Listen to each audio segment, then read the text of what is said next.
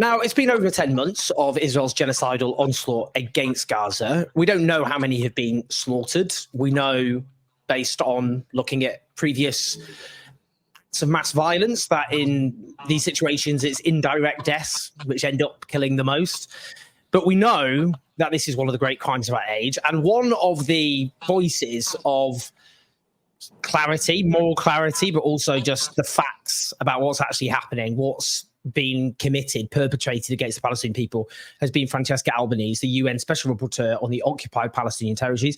And, you know, I have to say, and it is important to say this, I think, and obviously, you know, there's a broader context of the Palestinian journalists being slaughtered in the biggest slaughter of journalists in any recorded conflict.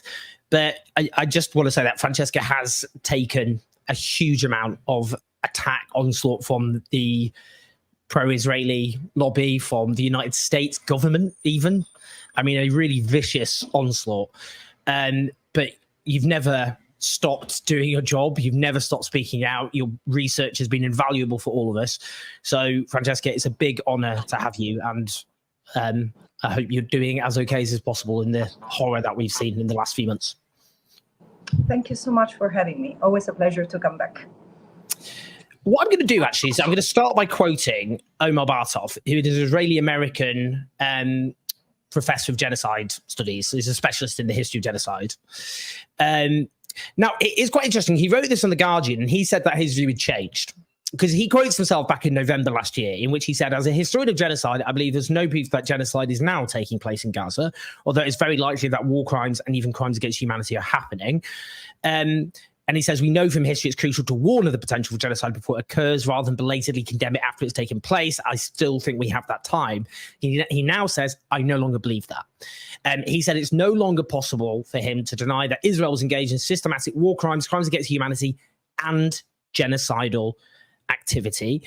And he said, based on his visits to Israel, that is very clear that is the ultimate goal of this entire undertaking from the very beginning had been to make the entire Gaza Strip uninhabitable and to debilitate its population to such a degree that it would either die out or seek all possible options to flee the territory, which reminds me of what the General Giora Ireland, who is he's the advisor to Yoav Gallant, he said at the beginning that the options would be to stay and starve or to leave.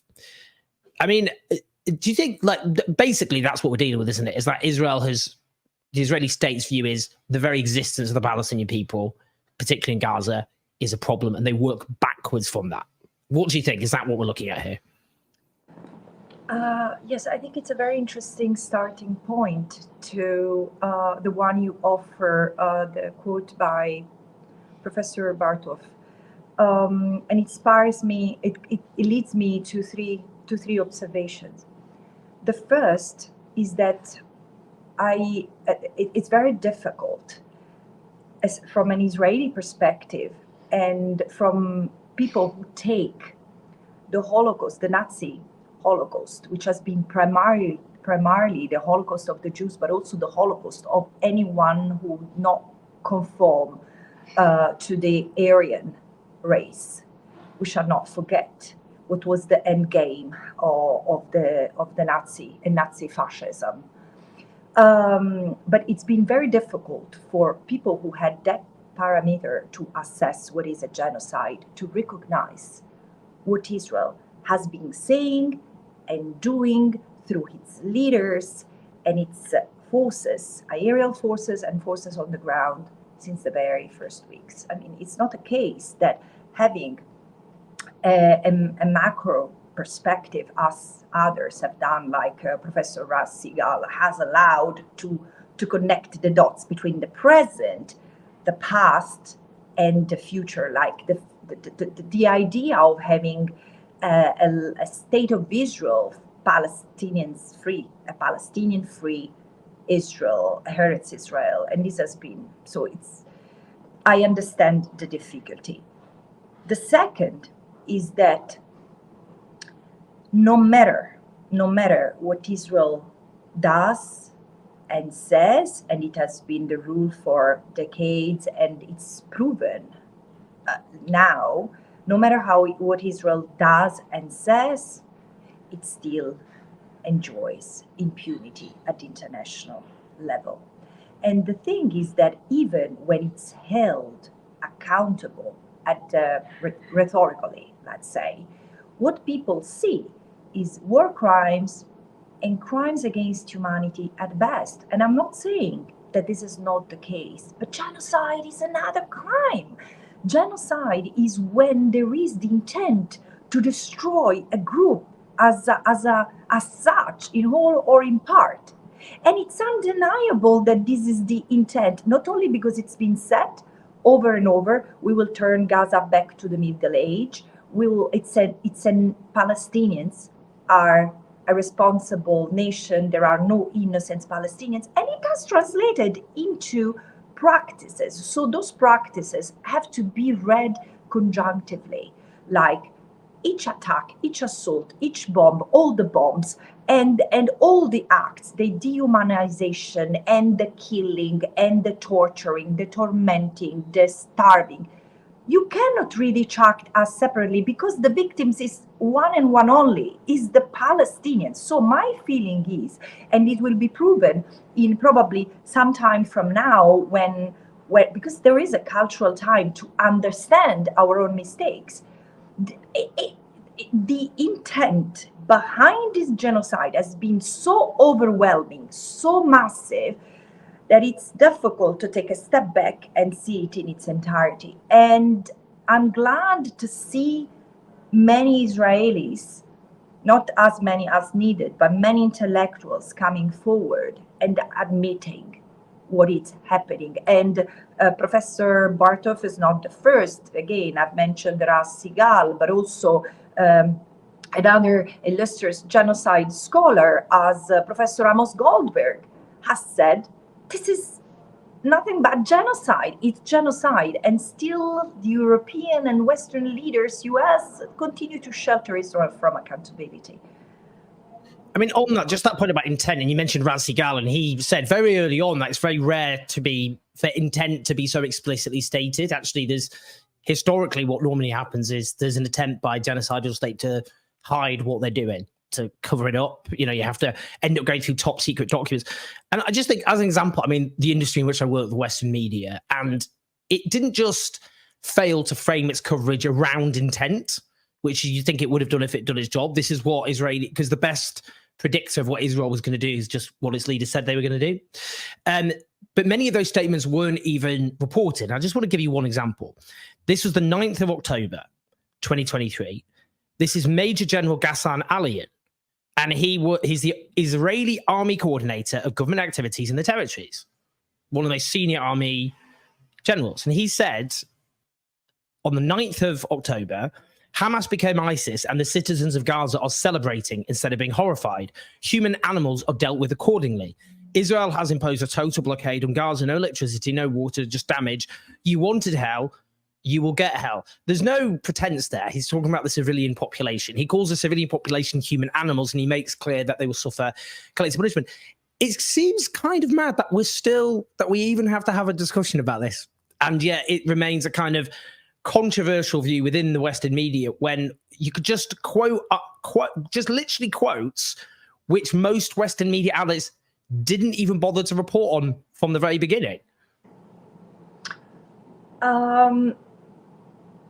I partially agree. In the sense, there is a lot that I've seen and I've read, like the translations of what Israeli soldiers have done and said on the ground. For me, when this has been one of the most painful experiences, because you see these relatively young soldiers behaving like monsters. I realized that what I've said through and through, there is no possibility that there is such a dehumanization and brutalization imposed on someone like the Palestinians that leaves the brutalizer intact in his or her humanity. And again, this is the corruption of apartheid and the corruption of impunity. which goes both way, and it has scarred Israeli society from its younger generations, from its roots. And this is something that the state of Israel also needs to account for. But I do believe that there has been not just a misunderstanding or a lack of a negligence in reporting.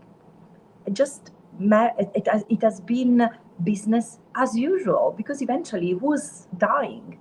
Were the Palestinians in high numbers, and they have been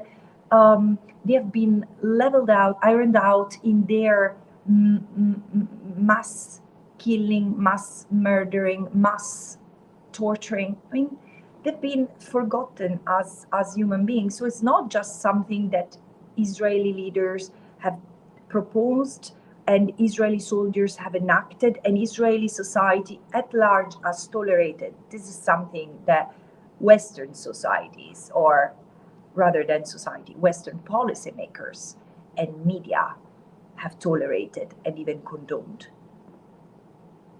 Do you think one of the challenges what we've had is, I mean, the coverage is obviously so dire on every front, but it's almost, you know, in the coverage you get occasionally, for example, the attack on the school, the Israeli attack on the school in which huge numbers of Palestinians were killed. And you always get the Israeli state's modus operandi in those circumstances is lie, deflect, muddy the waters, gaslight, turn things upside down, and hope that people just move on. And it gets lost in the fog of war. Who's to know what, you know, leave people thinking, oh, I don't know, it's so murky. Hind Rajab was a really good example, that 6-year-old Palestinian girl who's killed alongside her family when she tried, you know, you could hear us ringing the Palestine Red Crescent, begging for someone to come and save her after her family had been killed. And forensic architecture, academics at Goldsmiths and so on, they did detailed work on it and found it's just not credible that it was an accident, that they must have seen the people in the car. They were right up close to them in daylight and they shot so many bullets. The point I'm making is, the problem is we get stuck a bit because you end up getting these high profile cases which make it, and then they're not joined together because they end up being contested. And, you know, Israel kind of manages to often just have them labeled kind of murky incident in the fog of war, rather than this is just a genocidal onslaught on a daily basis, which might have particularly deadly incidents, but has to be seen systemically. I mean, do you think that's part of the problem? That's what we're up against with this kind of the kind of coverage and the way that Israel manages to manipulate a very willing a media very willing to be manipulated? Again, I do think that there is a level of manipulation of the information, the way it's fed to the largest public. I would say beyond both in Israel and beyond Israel. But there is also a quite disturbing predisposition of Western media to give a platform, an unchecked platform, to these voices. And it's interesting that on the occasions you have a critical journalist, interviewer asking questions which are totally legitimate and make that layer of pretense crack, then the journalist is punished. Then the journalist is accused of being biased. And again, we have seen, I don't keep track of it because it's not my job, but I've heard of many journalists who have lost their jobs, who have been reprimanded, who have been thrown under the bus simply for doing their jobs. And this is the Palestinianization of our reality. This is what the Palestinians have endured through and through since ever under Israeli control and beyond. Now, Owen, there is always an interesting case to study of how media behave, how journalists, our TV and radio behave in the context of a genocide. It's just matter, and so it makes for an interesting PhD study or investigative report. What has been reported? I mean, what has come from the? Sorry, let me reformulate. What has been reported and what has been documented in the cases of Rwanda or former Yugoslavia through the work of the ICTY and ICTR respectively. An unprecedented case of complicity should be studied in the case of how Western media has behaved vis-a-vis this genocide, because it's unconceivable. We are, I mean, as foreign countries, as Western countries, the media should be totally untouched and unbiased and look at it, what happens in Palestine objectively. And no, instead, many have decided, again, to side blindly with what Israel says and does. Based on your research over the last few months, what do you think some of the kind of really big key fundamental points that just haven't, maybe a lot of people, even people who've been engaged with the horror of what's been inflicted on Gaza and people of Gaza and beyond, because we'll talk more broadly about Palestine as well. What are the kind of really key fundamental points which you think just right now need to be understood based on the huge amounts of research you've been doing over the last few months? Yeah, three things come to my mind. The first is, again, that, as you say, under the fog of war, it seems that many crucial details and connectors get lost. And the fact that what happens in Gaza, first of all, is not accidental. A war crime might be an unintended consequence of war, but what the destruction inflicted upon Gaza in terms of individuals, collectives, families, specific groups like journalists or UN staffers, and what has happened to Gaza as an infrastructure and social fabric reveals something else. It cannot be dismissed as an accidental consequence, as unintended consequence of war. No, it's not. It's not. And this is why it's very important that we link the dots, we link the crimes, we link the various conducts, and we consider them in their totality, because the intent is very explicit and can be read clearly by connecting these dots. The second element is that this is not an assault on Gaza only. It's an assault on Palestine and the Palestinians. And this can be clearly seen by what's happening in the West Bank, where the violence against Palestinians has accelerated at the hand of the government officials, is the Israeli army, and armed settlers. Owen, every day in the past weeks and months, I've received or I've read reports of attacks on defenseless communities.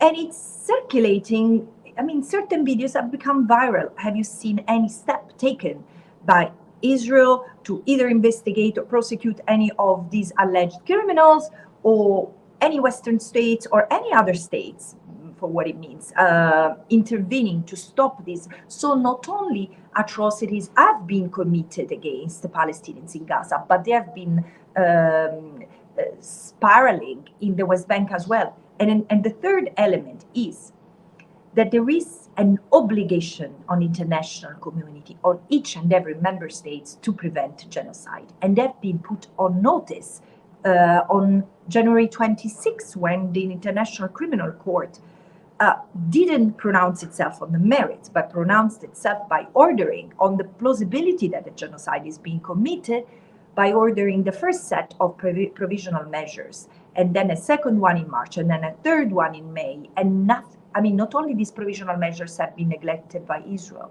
but by the international community at large, which had an obligation to do everything in their power to stop this genocide. Even if they didn't recognize that it had already been committed, as it was my take in March. Acts of genocide have already been committed, because I looked at it in the merit. And again, this laxism, this can we say laxism? No, this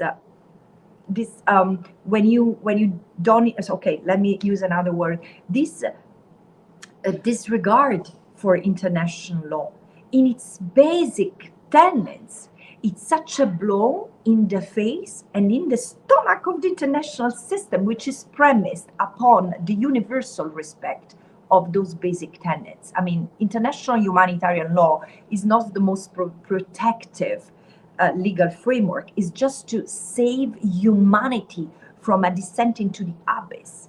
And this is what, if we do not intervene at this stage, or, I mean, this is also a critical erosion of the international system. I mean, do you see? I mean, in the last few months, I mean, you know, I know it's hard. You're there. You're speaking the truth and being demonized, attacked. And this is, and you mentioned other journalists. This is one of the only topics on earth where you can quite literally just be fired for telling the truth.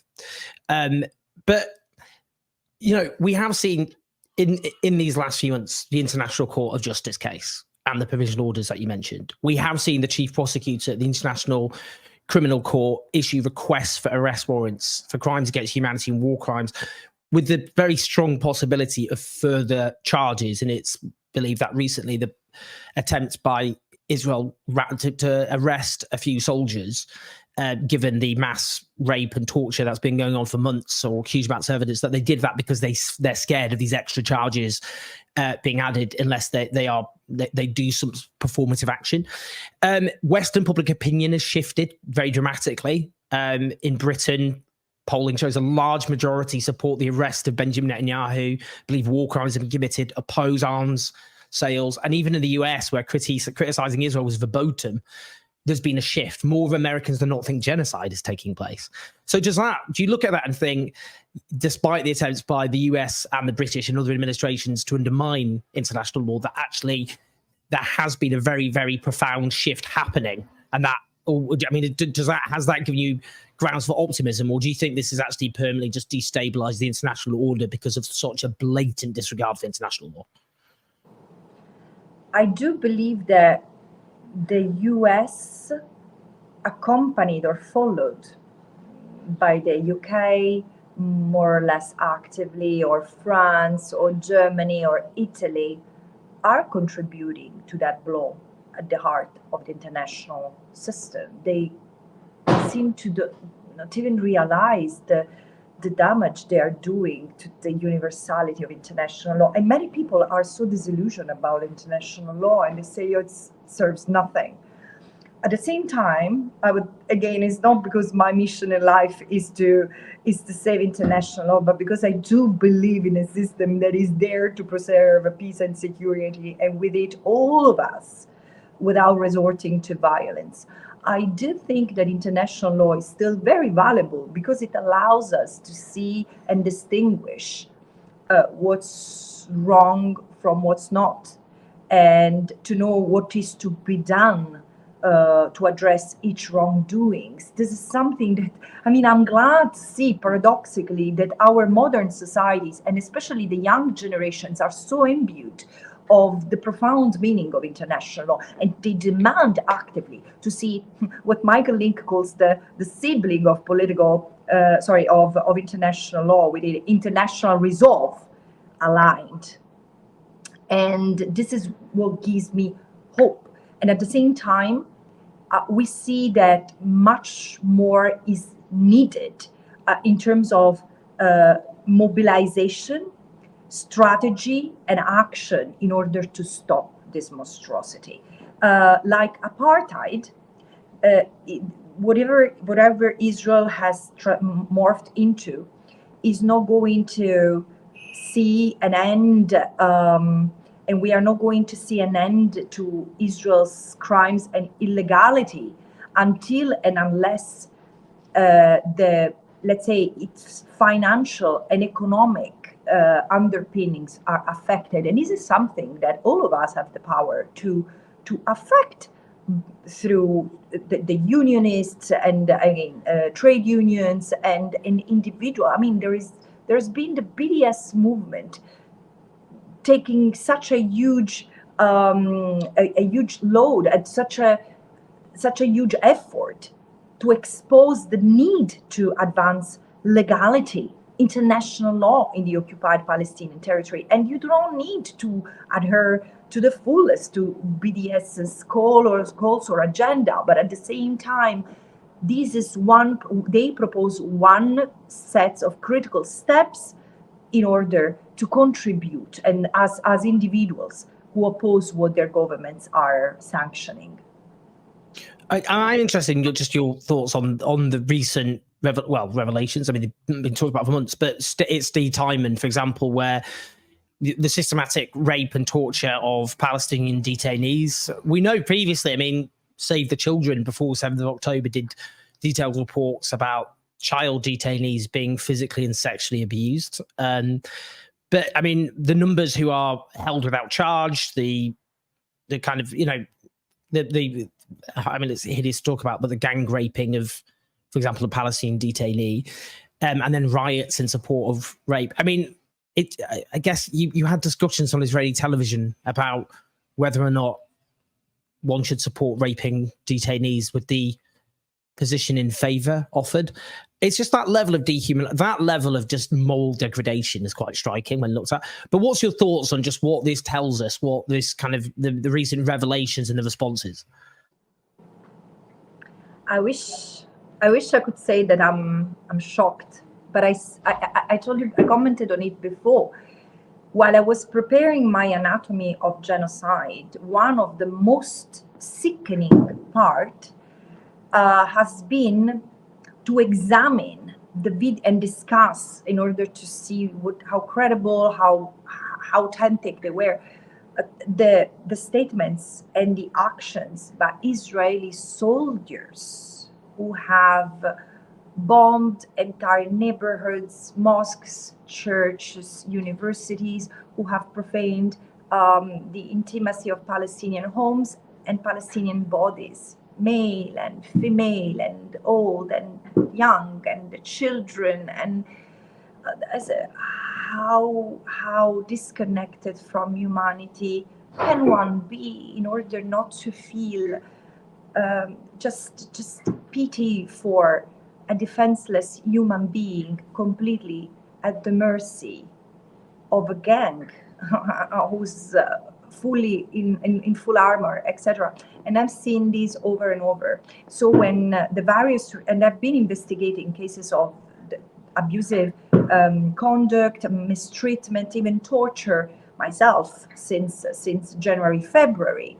And I was eventually relieved to see, because it's also a matter of capacity, UNRWA and UNHCR, UNRWA, OHCHR, and then B'Tselem joining the voices of Palestinian and other Israeli human rights organizations who had documented cases of mistreatment, up to the point that we know today that there is what B'Tselem calls a network of torture centers in Israel.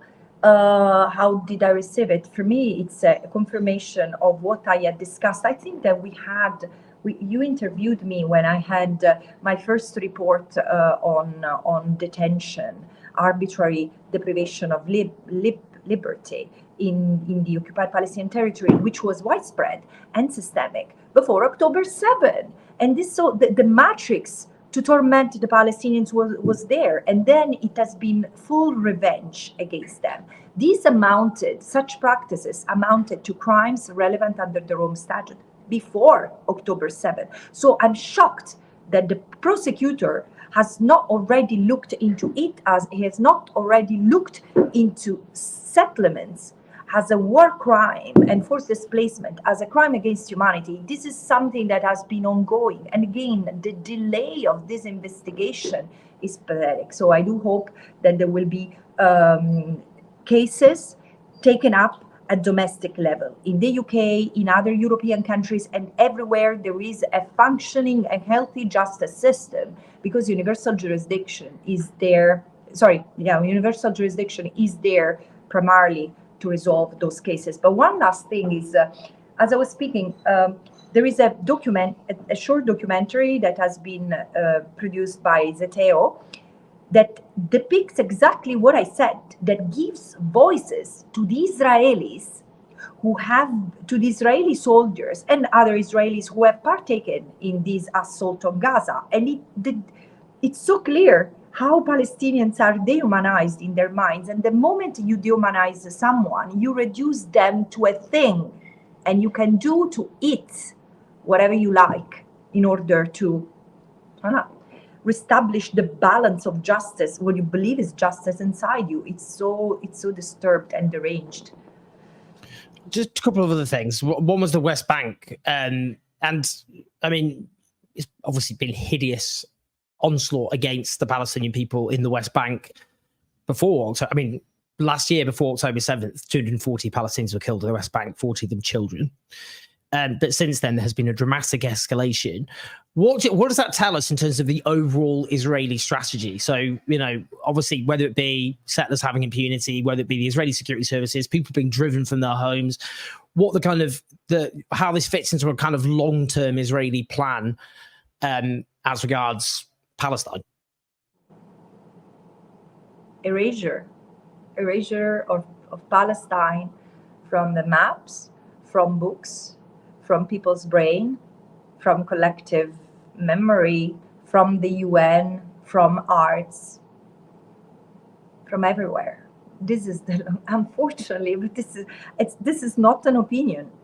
It's grounded on what I've seen for over a decade of study, not just observation or work as a professional. No, study. This is what steadily Israel has been doing, removing Palestine, from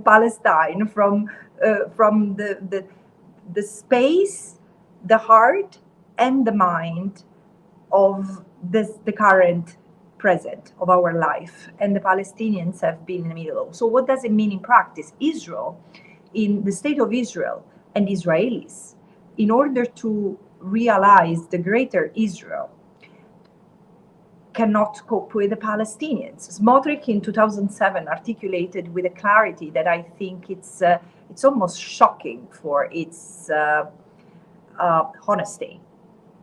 And he said, look, we want to realize, I mean, this is our land. And it is, the Palestinians have three choices.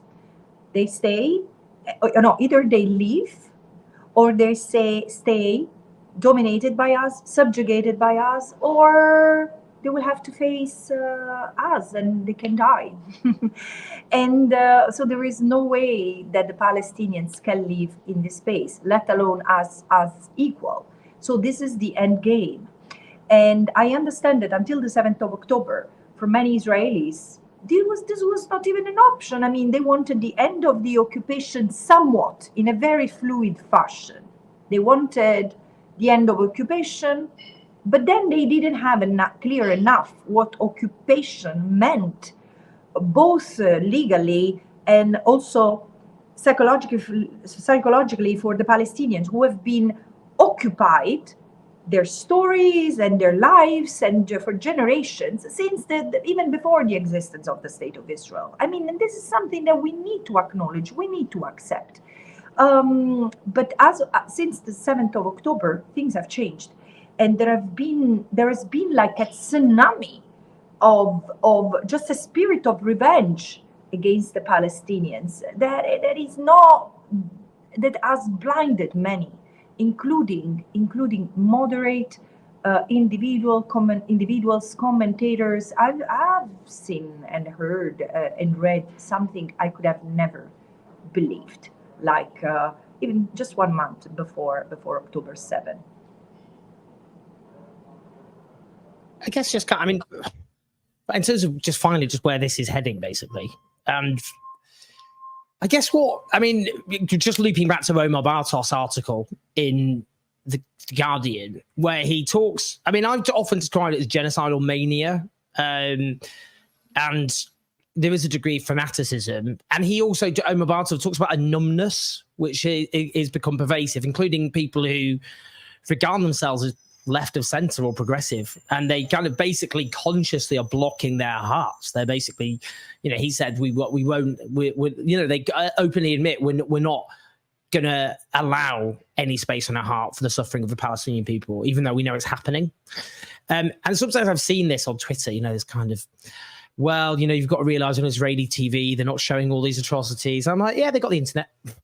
And I see examples like these two twins, these little twin babies who were killed by an Israeli attack, and their father went to go and get their birth certificates. And by the time he had returned, those two little babies had been killed along with his wife. And then he had to go and get their death certificates. And on an Israeli telegram, and I know you can just say, look, these are extreme, how representative is it? But they were posting it and just rejoicing, using emojis of like the most popular emoji was a champagne bottle being uncorked. You just look at that and think, what the, because very few people in any society are sociopaths. It's a very small fraction. That's not what this is.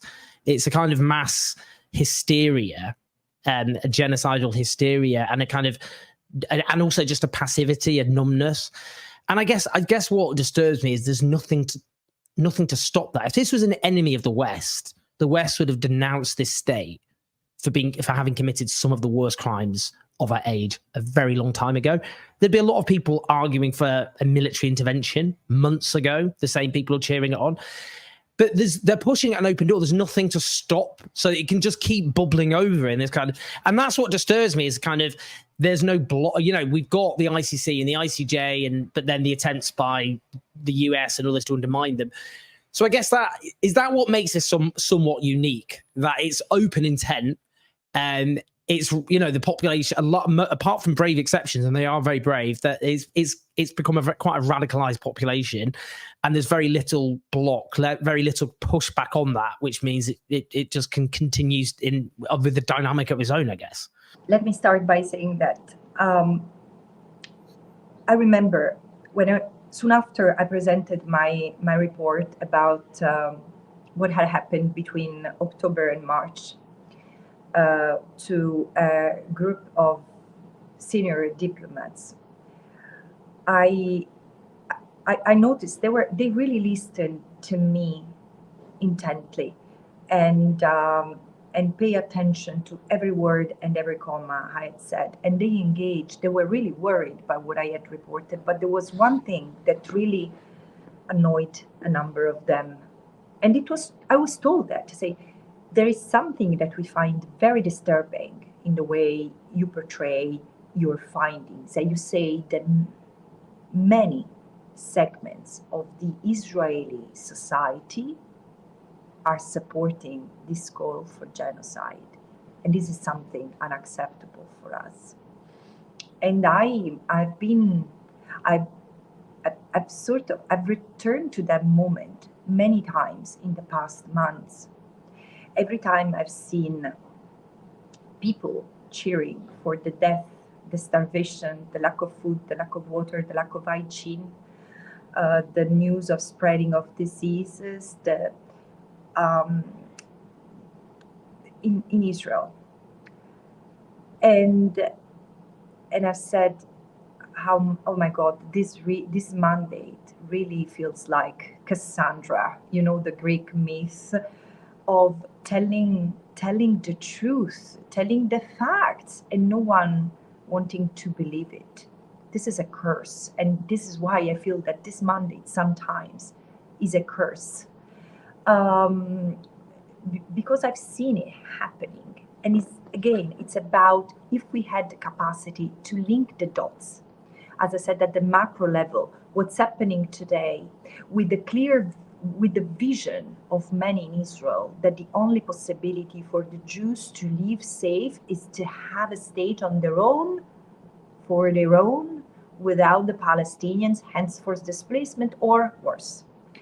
And what has been happening since the very foundation of the State of Israel and before, the Palestinians have always been seen as a threat because they were indigenous to the land. And again, this was not an inhabited land. And the Jews who have come gradually from Europe, first as migrants, then as refugees, were part of a process that couldn't be defined otherwise than colonial. Again, I know that for many this is an insult, but taking the land of, it's not that they arrived as they wanted just to migrate to Palestine and be Palestinians. They wanted to migrate and have the land for them only and push out the Palestinians, and this is what they have done. So seeing this in line, as if we were able to connect the dots, and then understanding how Israel as a state had to justify it to themselves. So not only there was the truth that Jews had been persecuted for centuries, and this is something that surely has shaped their being, their collective, their sense of being part of a collective, their DNA as a people, but also there has been a continuous monstrification, Nazification, in the words of Israeli scholars, of the Palestinians in order to justify the kind of violations that have been subjected to at the hands of the Israelis. They have been dehumanized for decades in the eyes of the Israelis. And on October 7, there was a realization of the worst nightmare that had been projected over and over. If the Palestinians are left free out of the cage, they will kill us all.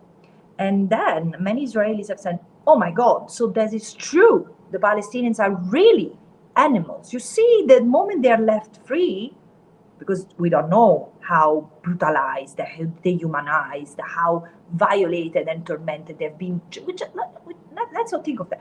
Yeah, they if they had the chance, they would kill us all. And this has further fed the next step of dehumanization. So they need to be killed. They can be tortured because, you know, if we don't do this to them, they would do this to us. This is the reality I see, and it's so deranged again. And just finally on that, because I know you're traveling today as well, so I don't want to take all your time, but I just came back from Serbia, and I guess a couple of parallels in that the Serb people were hideously, I mean, they suffered genocide during World War II, which shapes a lot of modern Serb nationalism, of being the victims of the whole of the genocide, the Croatian Ustashi. And that was used, that sense of during the if we look at Srebrenica, look what the Bosnian Serb armies did in Bosnia, that history was used to justify it on the basis of if we don't kill them, they will kill us instead. And it reminds me as well of Rwanda in 1990 when the Rwandan Patriotic Front invaded from Uganda. And that was the Tutsi minority, and they committed terrible atrocities when they invaded. And it's just a fact. They committed murder, rape, documented in 1990. And Hutu extremists then said that they're going to commit genocide against the Hutus. That they're, and that whipped up this kind of existential threat presented of the Tutsi minority. They will kill us unless we kill them. So actually, it's quite, I mean, it's not unique, is it? There was so many other examples where genocide is often perpetrated when there are, firstly, atrocities not just being committed by one side, but where there's what you build up is an existential threat, where an entire people become an existential threat. And people will go, well, unless we do this to them, they're going to do this to us. And that's what happened in Rwanda. And you can see that happen in Bosnia as well. So there is quite a clear over. I'm just lastly on that. I interviewed a Russian dissident in Belgrade in Serbia. And he said after the Srebrenica ruling, it caused fury in Serbia. And on the biggest tower in Belgrade, they put this neon sign saying, we are not a genocidal people. There was this kind of defiance. It just reminded me a bit anyway. But there were these echoes, aren't there? Yes, I agree with you that there is this portrayal of the other as a genocidal threat or as a security threat in every genocide. But look, astonishingly, even during Nazi fascism, the Jewish people, Bolsheviks, even children were projected as a security threat. And this is in my view an completely understood or fogged element of the story. People are so annoyed by the attempt to understand the reality in Palestine by also looking at what has happened in the mind of the Nazis and in the mind of average Germans. Because I think people are still immature and unable to comprehend and to hold the consequences that bringing two tragedies so close together could reveal. And still, I think that it's necessary. Again, genocide, it's a process, it's not an act. And it has a collective dimension. I think that, well, and if we had the privilege to live long enough, we would listen to the discussion we are having today as clairvoyance, because people will come to terms with it, and they would come to terms with the correctness of this analysis. This genocide could and should have been prevented, and these would have meant honoring the victims of other genocides in Rwanda, in Bosnia, in Armenia, in Europe, in order to respond to that moral call, which is never again. And now we even have a legal framework supposed to serve that purpose. And yeah, it's still not working. So in the course of your work, you've been attacked repeatedly. You've been attacked by the literal US administration. They've attacked you. You've been attacked by, obviously, the Israeli state. You've been attacked by various pro-Israel journalists, commentators, public figures. I mean, I just want your kind of response, I guess, to those attacks. How difficult that's made your work, your general, I do think it imposes a risk to people's safety. Just tell me a bit about the impact and your kind of response to these attacks. Thanks for asking this question. Look, I'll be very honest. I'm someone who values individuals equally. It doesn't matter who they are, if they are prime ministers or ambassadors or workers, as long as they know what they are talking about. So there is a huge mass of bots attacking me on social media, which I simply disregard. The sort of once I've said dogs barking at an airplane. Of course, there have been many attacks against me, but the outpour of support and admiration and love is so, again, overwhelming that frankly I feel fine, because again I know that what I'm pointing my finger at. But I also want to tell you something, because this is really my identity as a Southern Italian and Southern Italian lawyers. There are many things that define who we are as individuals and professionals.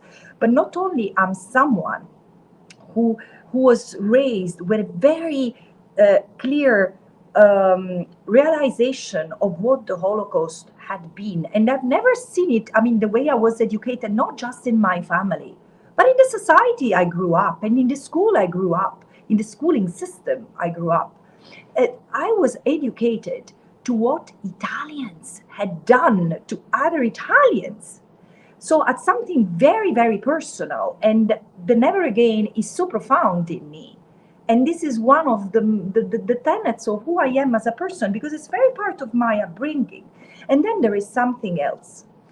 As a Southern Italian, I'm used to recognize the criminality of a system who not only commits crimes, and I'm system, not at one individual or one organization or one entity, a multitude of all this, who not only commit crimes, but act to intimidate, silence, and even kill anyone who stands against them.